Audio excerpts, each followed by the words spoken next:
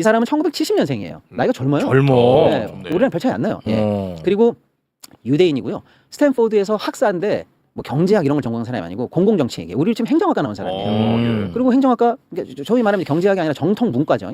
그렇게 하고 로스쿨을 가요. 하버드 로스쿨. 네. 거길 졸업하고 변호사 시험을 안 봐버려. 법조인이 된 것도 아니야. 네. 그러더니 갑자기 비즈니스 스쿨을 가. 이때서부터 겨우 그러니까 쉽게 말하면 박사과정쯤 대학원쯤에서 이제 겨우 경제에 대해서 이제 네. 눈이 트이고 졸업하자마자 모건 스탠리에 입사를 해요. 아, 거기서 부사장까지 올라갑니다. 그런데 그 짧은 나이에 32에 부사장까지 어떻게 올라가요? 금수저, 백그라운드가 있는 사람이에요. 아 그래요. 네. 그래서 일단 올라가고 부인이 누구냐? 우리 화장품 에스티 로더 들어보셨을 네. 거예요. 네. 거기에 상속 손녀예요. 창업자 손녀. 와. 부인 자산만 몇 조입니다. 몇 조야? 그러니까 다이아몬드 금수저. 그 미국의 쉽게 얘기하면 최상류층 인맥, 월가 인맥, 이걸 다 유대인 인맥을 다 갖고 있는 사람이에요. 와. 그러니까 젊은 나이에 승승장구해서 부산까지 예. 올라갑니다. 예. 그리고 부시 정부에서 우리로 치면 청와대 뭐 경제 보좌관들 중에서 젊은 나이인데 수석이 돼요. 수석 보좌관이 됩니다. 그렇게 해서 이제 공적인 단계까지 진출을 하게 돼요. 모건 스탠리 나와서.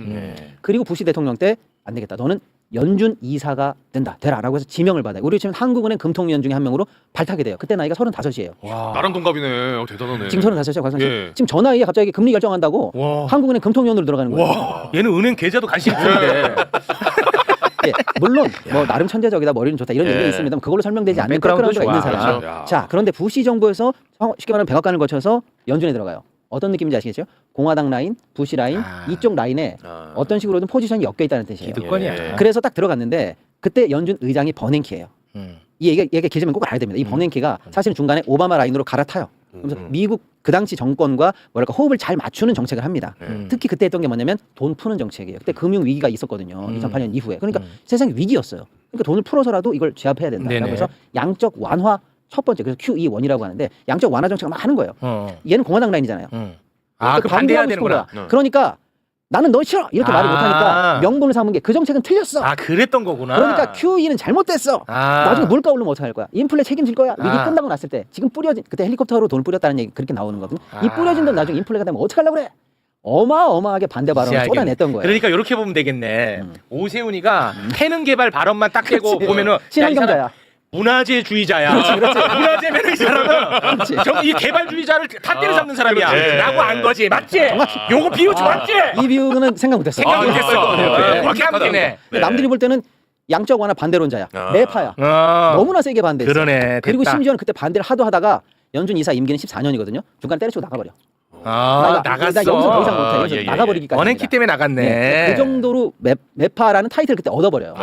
그때 얻은 네. 걸로. 그때 얻고, 매파구나. 그때 얻고 이제 됐다. 나가서 다시 또 이제 사기업 사모펀드 회사 월가에 들어가서 또 승승장구하면서 돈 잘 벌고 잘 삽니다. 그러다가 이번에 트럼프가 지명을 한 거예요. 그러니까 지명되자마자 얘 누구야? 막 옛날에 이거 완전 매파 그 사람 아니야? 라고 그렇게 놀려버렸는데 됐구나. 정확하게 이 사람의 포지션을 보면 역사를 그때 필요한 포지션에 맞춰서 사실은 쉽게 말하면 친여 성향이라도 얼마든지 변환할 수 있는 사람이라 그렇지. 이렇게 보는 거예요 시장이.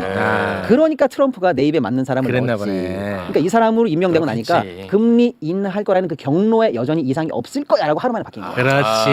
정말 저는 한순간만 보면 배현진? 홍준표 아주 좋아하는 사람인가 봐. 했는데 지금 홍준표랑 몇 살짜리 하고 그렇죠. 홍준표는 이제 그만하거라. 야, 우리 이제 됐다. 최 차장님이 오세훈 팔 시간에 워시 팠으면 어제 들어갔겠네. 오세훈 때문에 되는 게 없어. 에휴, 그때 워십 팠어야 돼. 그러네. 그래서 일단 잘 보세요. 그러면 일단 적어도 강력한 매파는 아니겠구나라고 하면 뭐예요?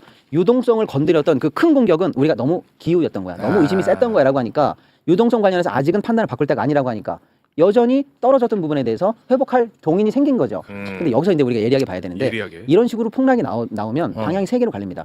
바로 다음 날 야 그래도 혹시 몰라. 왜냐면 한국 증시가 너무 많이 올랐잖아요. 그러니까 그렇죠. 이참에 울고 싶으니까 뺨 때린다고 이참에 조정의 명분으로 삼아서 조금 더 빠질 가능성이 있어라고 해서 빠질지도 몰라요. 자, 두 번째.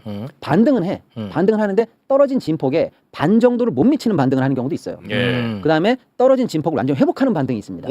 오늘 같은 경우에 어떻게 될지는 모릅니다. 네. 자, 그런데 밑으로 빠지는 거는 이제 조정이 시작됐다고 보는 거고요. 반 정도를 회복하지 못하는 선에서 마무리되는 회복이면은 아직 횡보라고 봐야 돼요. 그 보합으로 갑니다. 근데 지금 우리가 어저께 떨어진 걸 위로 갖다 붙였어요. 이거는 뭐야? 떨어지기 전보다 더 좋아요. 뭐냐? 더 좋아? 조정을 겪었는데 시장이 얼마나 센지를 거꾸로 확인한 겁니다. 확인했어. 야, 거꾸로 하게. 워시 덕분에 확인했어. 워시 덕분에. 이렇게 힘이 세라는 게 오히려 반증으로 확인됐어요. 확인됐구나. 판단만 바뀌고 나니까 여전히 문제 없네. 더 갖다 붙네라는 걸 확인했죠. 오늘 확인했네. 그러니까 유동성 관련해서 문제가 없다는 게 확인됐고 박수동 씨가 말로만 너무 심하게 하는 거 아니야라고 하는 사실 증거가 있는 거예요. 뭐냐면 그 전날 주식 들어오려고 하는 예탁금 네. 총알이 100조 이걸 100조 넘었다라고 큰일 났거든요. 네. 큰일 났다 했는데 104조를 돌파하면서 더 들어와요. 돈이. 더 들어와 또. 예, 그리고 외국계 매도는 나왔는데 야 유동성인가봐 이거 빼 그래서 돈 좀 금으로 뭐 한 거 빼서 갚아야 돼라고 하는 단기 자금은 빠진 게 맞아요. 곽선씨 말씀. 근데 장기 그다음에 패시브 시장이 올라갈 걸 쭉 따라가자 한국 시장에 대해서 길게 가자라고 하는 그 자금은 지금 계속 늘고 있어요. 그러니까 외국인이 빠진다고 해서 늘 걱정할 게 아니라 이것도 나눠봐야 되는데 장기 자금 패시브 자금은 들어오고 있고 우리 개인들 예탁금이 계속 들어오고 있어요. 예. 아